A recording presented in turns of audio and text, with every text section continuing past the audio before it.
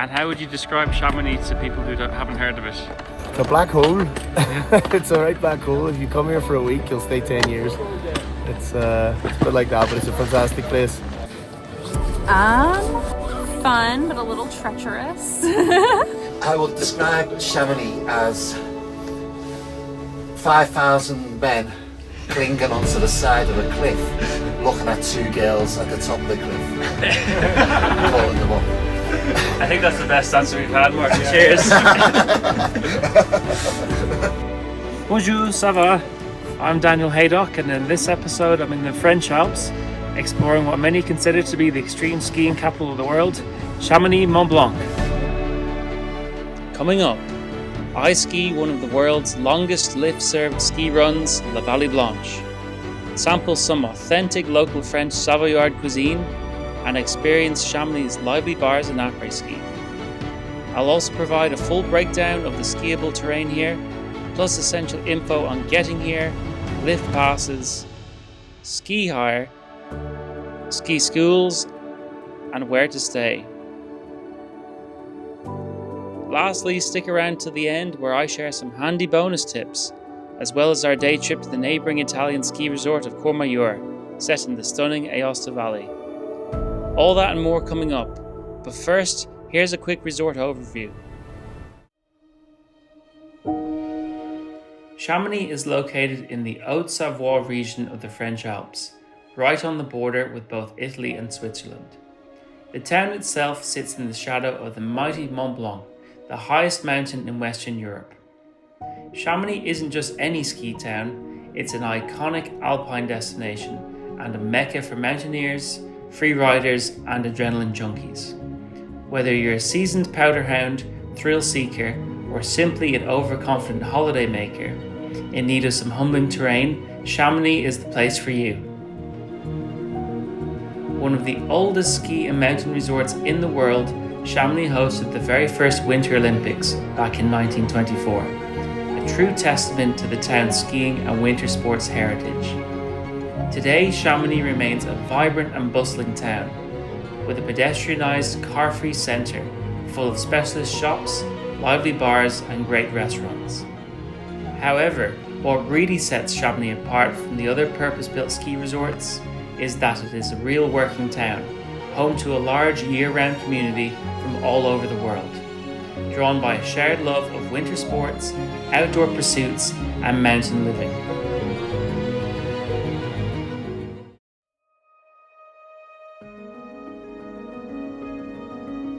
One of the best things about Chamonix is its accessibility.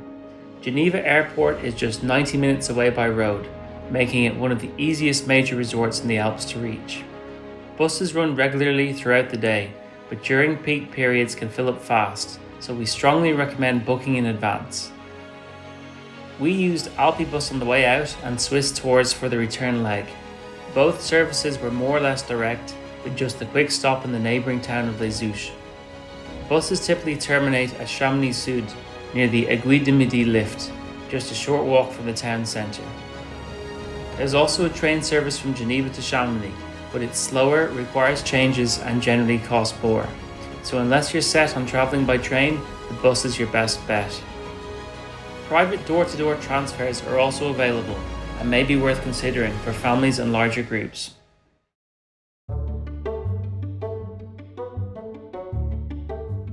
If you're hiring gear in Chamonix, you've got some great options.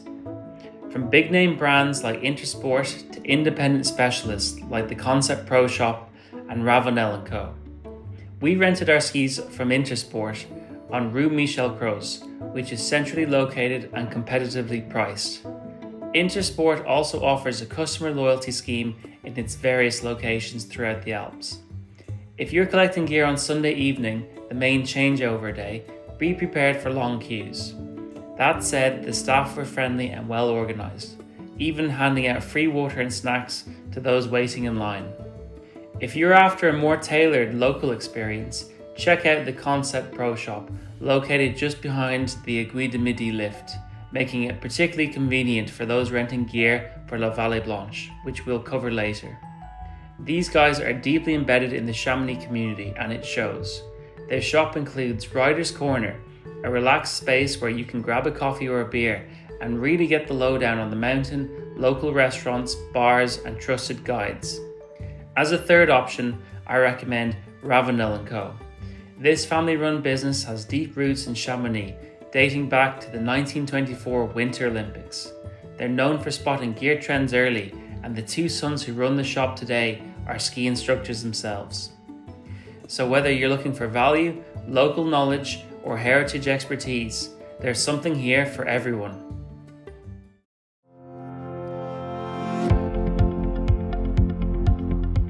For those of you in need of lessons, Chamonix has a number of excellent ski schools, offering both group and private tuition across all ability levels. Options include well-known names like ESF, Bass, Evolution 2, and Freedom Snow Sports, each with their own approach, price point, and schedule. While I didn't take lessons myself, Victoria joined an intermediate group course, the Evolution 2, and had a positive experience. The instructor was friendly, fluent in English, and the group visited a variety of ski areas, which kept things interesting. Lesson formats vary, but most providers offer morning or afternoon slots with flexible durations, typically ranging from one-off sessions to 3 or 5 day programs. Group sizes can vary too, so it's worth checking how many people you'll be sharing an instructor with, or whether lift queue priority is included, which is sometimes the case with ESF for instance. Lastly, keep an eye on ski school websites. Some offer promotions like 4 days for the price of 3 if you book early.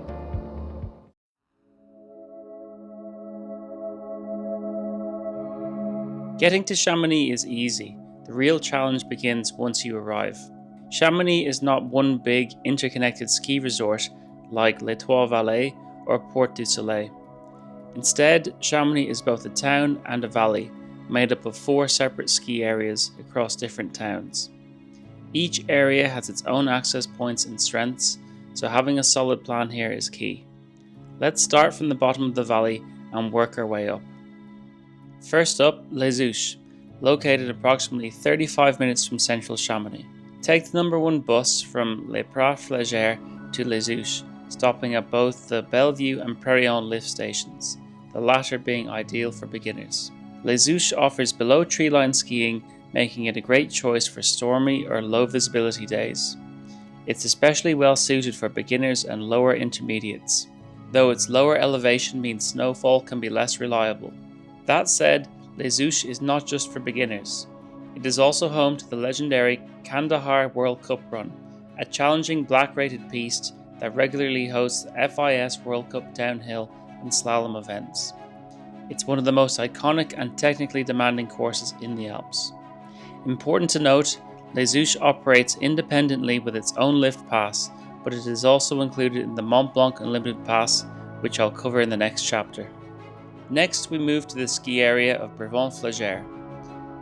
Brevant, arguably Chamonix's most iconic ski area, sits directly above the town and is accessed via the Plan Prats gondola.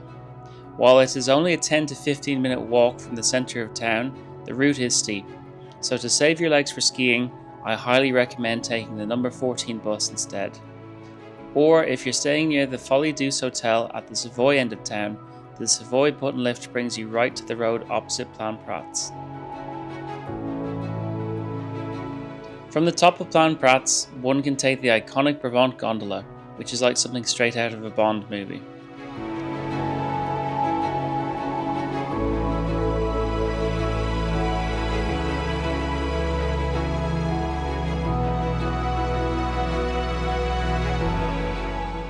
This gondola takes you up to the Brevant summit, where you'll find the panoramic terrace and the start of the famous Charles Bozon Black Run, a twisting technical descent that's especially rewarding first thing in the morning.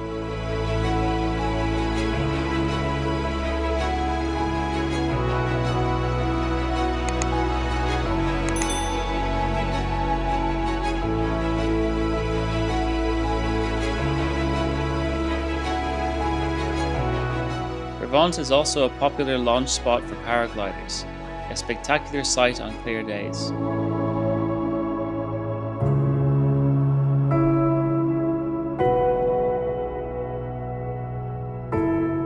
A quick tip, the runs down the valley are often closed in recent seasons, meaning most skiers will need to return via gondola.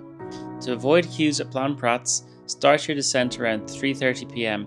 rather than waiting for the last lift. From Brevant you can traverse over to Flagère via the liaison gondola.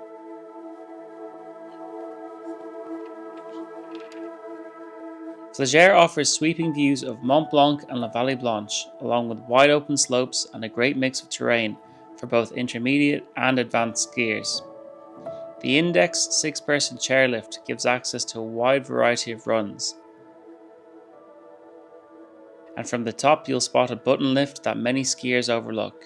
But don't make that mistake, as it leads to the Black Valoria run, which is a must-do for advanced skiers. While most people staying in Chamonix ski Brevant in the morning and Flagère in the afternoon, a local tip is to do the reverse to avoid queues, especially on the liaison gondola. Personally, I would still prioritise the Charles Boson Black if starting on the Brevant side, but either way you'll have more than enough terrain between the two areas for a full day of skiing. Next up, the legendary Les Grands Montées, an expert skier's paradise located above the town of Argentière. Famous for its steep terrain and huge vertical drops, Grand Montées is a true freeride playground and a must for advanced and expert skiers visiting the Chamonix Valley. To get here from Chamonix town, take the number 2 ski bus towards La Tour and get off at Argentière. Alternatively, take the Mont Blanc Express train. From Argentière, take the Plan Joran gondola and then head straight up to the Bouchard gondola, which provides access to some of the best on-piste skiing in the valley, including the wicked Chamois Black Run or the mellower Bouchard Red. Both offer a big vertical drop and a real thigh burner top to bottom.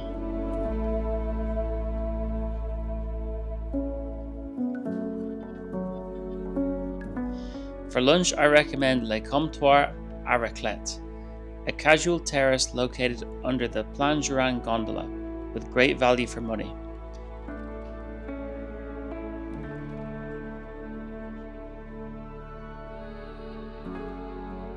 Unfortunately, due to a fire in 2018, the Grand Montées cable car to the summit is currently out of action and is not expected to reopen until 2026-2027. When it does, I'll definitely be coming back to ski the legendary Ponte de Vue Black Run alongside the Glacier d'Argentière.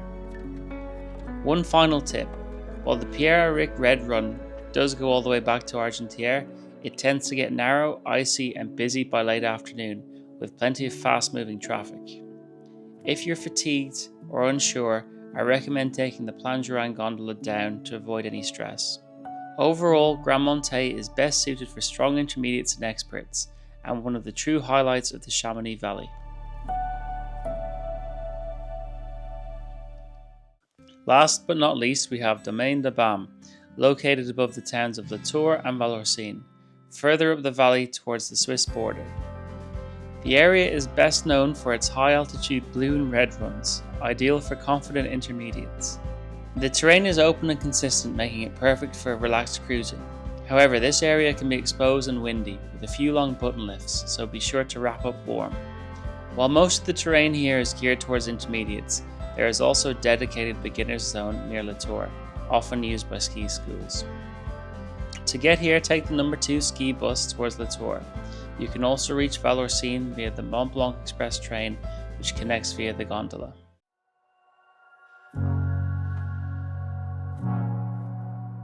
Lift passes in Chamonix can seem a little confusing at first, so here's what you need to know. There are 2 main options, Chamonix Le Pass and Mont Blanc Unlimited. Chamonix Le Pass is the more affordable option and covers the core areas, Brevant Flagère, Grand Montées, Balme, and Chamonix beginner zones like Le Planard and the Savoy button lift. But one important note, Les Ouches is not included in Chamonix Le Pass. Many assume it is, but unless you buy a separate ticket or opt for the Mont Blanc Unlimited, it won't be covered. Also excluded is the Aiguille du Midi, the Montvert train, and any cross-border resorts. Mont Blanc Unlimited is the full area pass, and it covers everything above, plus Les Ouches, Aiguille du Midi, Montevertrain, Courmayeur in Italy, including the Skyway Monte Bianco, Crans Montana in Switzerland, Evasion Mont Blanc, Megève. With Mont Blanc Unlimited, you'll also get extra perks like access to the Tramway de Mont Blanc, discounts on the Mont Blanc Tunnel, and local extras like complimentary cinema and pool access. Both passes include free use of the Chamonix Valley bus system, and with the Mont Blanc Unlimited Pass, you'll also get free travel on the Mont Blanc Express train from Saint-Gervais to Vallorcine. When buying the Mont Blanc Unlimited Pass, you'll also be asked to book a time slot for the Aiguille du Midi cable car. And yes, you absolutely should. It's a must-see whether you're skiing or not. Personally, I would recommend going in the afternoon, after a morning skiing, but check the weather first as it's very condition dependent. You may also be prompted to book the Tramway du Mont Blanc, but unless you're staying down in Saint-Gervais or La Fayette, this is not essential. So, which pass should you get? If you're visiting for a short trip or sticking to the main ski areas, Chamonix Le Pass is great value. But if you want to ski Courmayeur, visit the Aiguille du Midi, or enjoy the extras, Mont Blanc Unlimited is the one to go for. For reference, we paid about €85 per day for the Unlimited Pass. Prices vary by season. Check montblancnaturalresort.com for current rates and always book direct. Lastly, Chamonix is now included on the Icon Pass and Mountain Collective. Inclusions vary, so double check what's covered before you travel.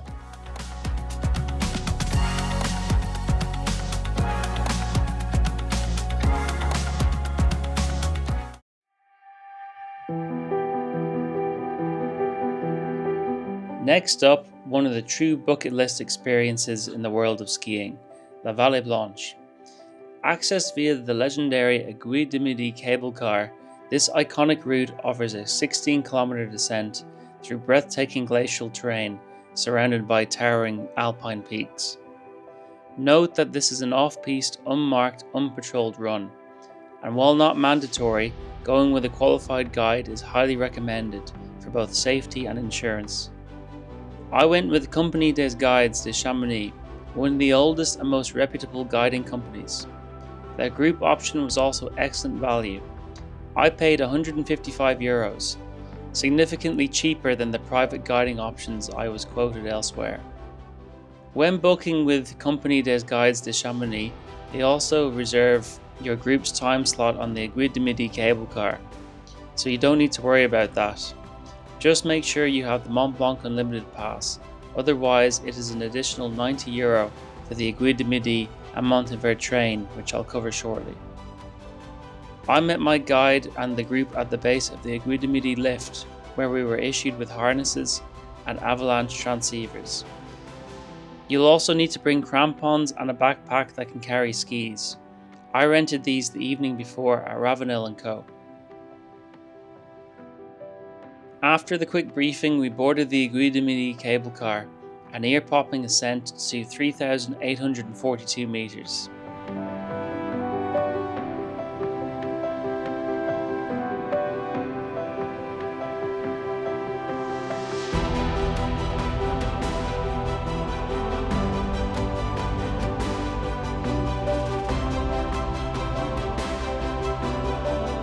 At the top, the guide gave us time to explore the viewing terraces and the famous Step into the Void, a glass platform suspended over 1,000 meters of vertical drop.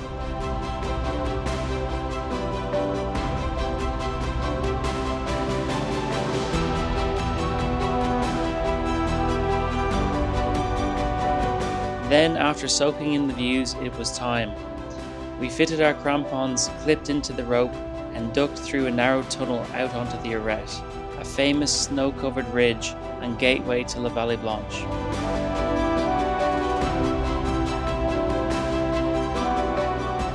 So two important things before we go. We ski on the glacier. This is a glacier, there are holes, crevasses. So when you stop, always stop above me. Never below. Okay? I can stop because of the danger. Okay? Always stop above. Okay. And mainly you follow my trot. And what? You follow my trot, mainly. Okay? The scenery here is simply otherworldly. Vast ice fields, towering seracs and winding gullies. You really feel like you're skiing in a place few people ever get to experience. On the way down, we stopped for lunch at the famous Refuge de Requin. This refuge, perched on a balcony above the Mer de Glace, provides stunning views and an ideal midpoint for those skiing La Vallée Blanche. Whilst having lunch here, we witnessed a helicopter rescue, a stark reminder of why having a guide up here is so important.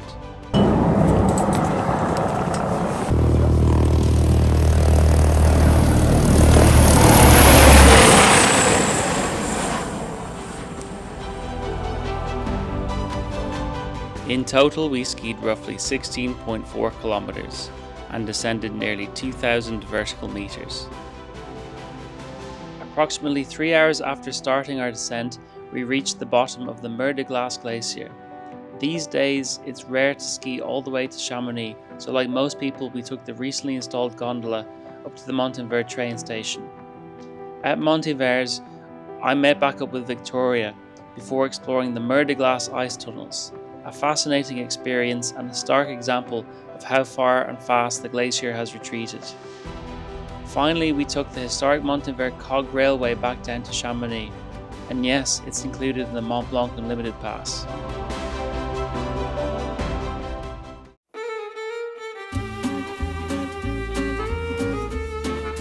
As in much of the French Alps, the food in Chamonix is simply fantastic.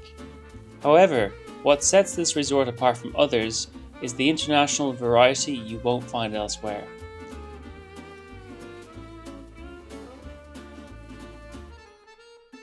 From sushi to Savoyard classics, quick eats, fine dining, there truly is something for everyone. For traditional French fare, we booked a table at Génie, a cozy, understated restaurant serving hearty, old-school French dishes, or as their website puts it, cuisine de nos grand-mères. We shared a beautifully prepared venison carpaccio, followed by braised beef tongue, and rooster slow-cooked in red wine. For dessert, we shared chocolate mousse. If you fancy a good steak, head to Au Garde-Manger, located in the centre of Chamonix. This sister restaurant to Génie had been on my radar, and it certainly delivered. The menu focuses on local produce, charcuterie, grilled meats, and rustic French cooking. While on the pricier side, the food and atmosphere here are excellent. It's also very informal, and they don't take booking, so make sure to get here early. You will likely be seated at a communal table, which in our case was great fun. Here we enjoyed bone marrow, snails, and perfectly cooked steak and potatoes. Of course, you can't really come to the French Alps and not have fondue or raclette, in my opinion. It's an absolute must. We'd been looking for a good fondue spot, and while dining at Au Garde-Manger, our waitress recommended yet another sister restaurant, the Malabar Princess. Malabar Princess serves an award-winning fondue created by Michelin star chef Emmanuel Renaud and the winner of the Tukisine competition in Megève. Here we started with Asian-style tuna tataki. Then we shared their award-winning fondue, served with fresh bread, salad, charcuterie, and roasted potatoes. After skiing La Vallée Blanche earlier that day, it was the perfect cheese coma. Lastly, if you're in the mood for good Italian, head to Casa Valerio, something of a local institution in Chamonix. The owner Valerio was actually the runner-up in the World Pizza Championships in Parma. Victoria ordered a capricciosa while I had 4 cheese. Smell my cheese, you mother! I think that's quite enough.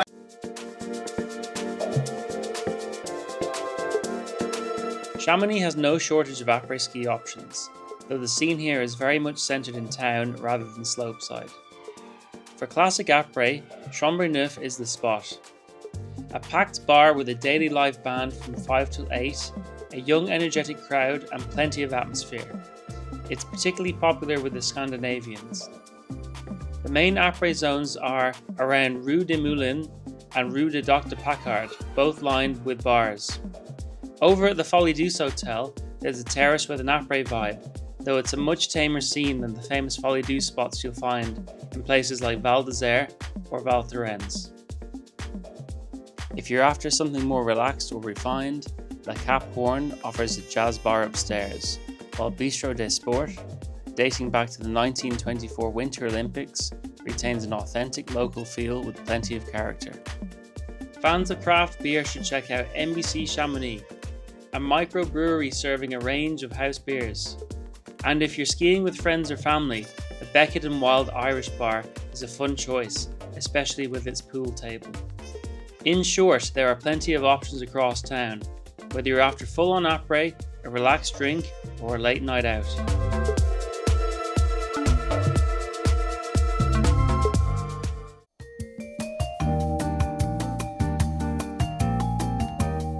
Good news, Chamonix offers a wide range of accommodation, from budget hostels and self-catering apartments to 5-star hotels and luxury chalets. However, with the exception of the Savoy button lift and Le Planard beginner area, ski in, ski out isn't really a feature here. Due to the scattered nature of the ski areas, staying centrally is the best option for most visitors. I'd highly recommend choosing a place within easy walking distance of the main pedestrianised street, Rue de Dr. Paccard, for access to restaurants, shops and après, and also close to Chamonix Sud, which serves as the main bus terminal for Geneva airport transfers and day trips to Courmayeur, which we'll cover in the next chapter. If you're looking for a reasonably priced central stay with breakfast included, we stayed in Chalet Whymper. This recently renovated chalet has 10 ensuite bedrooms, a sauna and a heated boot room. It's also conveniently located on a quiet street just off the main strip. For those of you interested, I'll leave a link in the description below.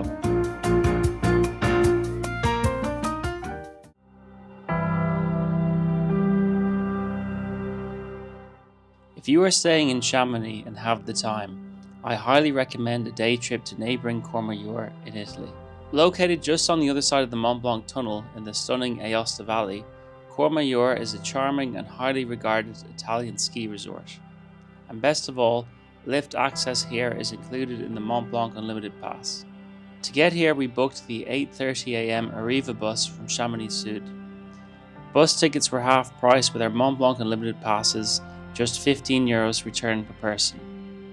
The journey from Chamonix Sud to Courmayeur PMB is scheduled to take 45 minutes, but in reality we passed through the Mont Blanc tunnel in less than 30 minutes and got off at an earlier stop, ideally located between the Val Veni and Skyway Monte Bianco gondolas.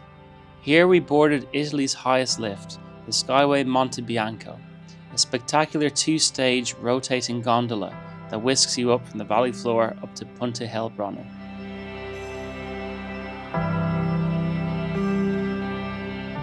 Like the Aiguille du Midi, a return trip on the Skyway is included in the Mont Blanc Unlimited Pass, a perk many visitors overlook. You just need to book online at montebianco.com.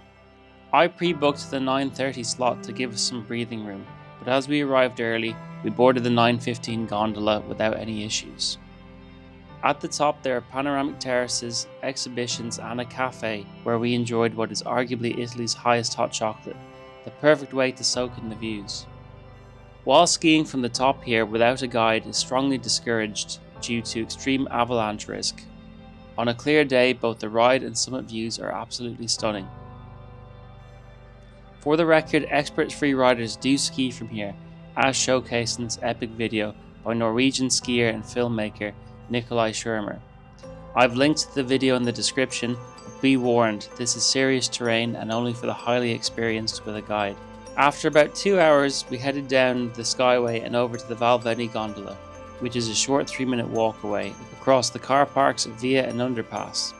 This gondola took us up to the Pré de Pascal mid-station where we began skiing. Courmayeur has 2 main ski areas, the north-facing Val Veni side and the sunny south-facing Plan Chez Cruy side. Thankfully, both areas are fully interconnected. Conditions on the Val Veni side where we started were excellent, with great views of Monte Bianco. From there we took the Zerota chairlift and crossed over to the Plan Chez Cruy sector, where we had a lunch reservation at a charming mountain restaurant called Chieco. The food here was excellent. To start, we shared a charcuterie board, and then I had pasta with pork cheek ragu and pecorino, while Victoria chose rabbit and truffle stuffed fagottino, a proper Italian mountain meal. After what was a leisurely lunch, we hit the slopes once more. We took the Planche Cruy gondola, followed by the Eula gondola, a retro classic that feels a bit like being packed into a tin of sardines. From there we skied the scenic Red Run beneath it before finishing the day on the runs beneath the Gabba and Bertolini chairlifts. In terms of terrain, Courmayeur is best suited to beginner and intermediate skiers, with plenty of scenic tree-lined runs and well-groomed pistes. That said, there are also a few challenging black runs and some excellent off-piste options for those skiing with a guide, though we didn't explore those on this visit. We wrapped up around 3:15 at the base of the Delon gondola, which in hindsight meant a long walk to the Courmayeur PMB bus stop, especially when carrying skis. If I were to do this again, I'd aim to finish on the Val Veni side and take the gondola direct down to the bus stop. That said, I wanted to explore Courmayeur town, and this route gave us the chance. Alternatively, we could have taken the Courmayeur gondola nearer town. Courmayeur itself is compact, stylish, and unmistakably Italian, full of character, high-end boutiques, and an older, well-heeled crowd.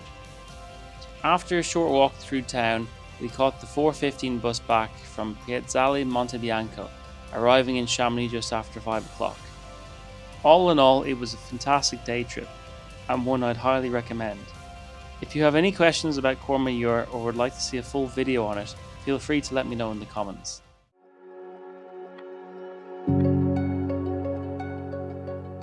First up, I highly recommend downloading the official Chamonix app. It's completely free and provides real-time weather updates, interactive ski maps with detailed lift status enclosures, live bus timetables, and even events around town. You can also conveniently purchase or top up your ski pass directly within the app. Likewise, if you're planning a trip over to Courmayeur, the official Courmayeur app is also free. It provides interactive piste maps, real-time snow reports, slope conditions, lift status, and live webcams. Having these two apps handy on your phone will make your trip a lot smoother. Tip number 2. Little boxes. If you're looking for a good spot to eat before or after your Geneva airport transfer, check out Little Boxes, conveniently located just opposite Chamonix Sud, the main bus terminal.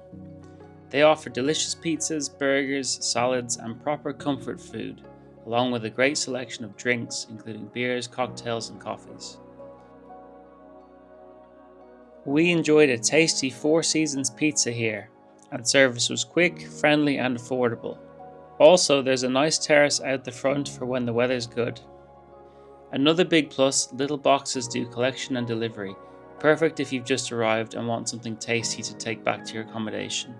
They're open every day from 9 AM to 11:30 PM, a handy option for either your first or final meal in Chamonix. Tip number 3. Consider an overnight stay in Geneva. If you're traveling internationally via Geneva, you may want to consider spending your final night near Geneva Airport, especially if your flight home is early in the morning. That's exactly what we did. Rather than rushing from Chamonix at the crack of dawn, we transferred to Geneva the evening before and stayed at B&B hotels near the airport. It was a great decision. Clean, comfortable rooms, cooked breakfast included, and free shuttle transfers to and from the terminal. The hotel is part of a small hub of airport hotels, all serviced by regular shuttle buses, so it's a convenient setup. If you're arriving late to Geneva or have an early flight out, I definitely recommend it. It made our journey home much smoother, and I'll be doing the same again next time. So I'd just like to take this opportunity to say a big thank you to everyone who watched. If you enjoyed this video, please drop it a like. And if you'd like to see more skiing videos, consider subscribing to my channel. If any of you have been to Chamonix or indeed have any questions, we would love to hear from you in the comments. Until then, happy skiing, and I'll see you in the next one. Au revoir et à bientôt. And last question, if Chamonix were a person, how would you describe their personality? Have you ever seen a drunk outside a bar at the end of the night? Anyone there? Cheers. Thanks, Matthew. No worries, partner. Excellent. All right. Perfect. C'est Chamonix, c'est la rail. Okay, so right. I'll keep that in. Thank you very much. You're welcome. All the best.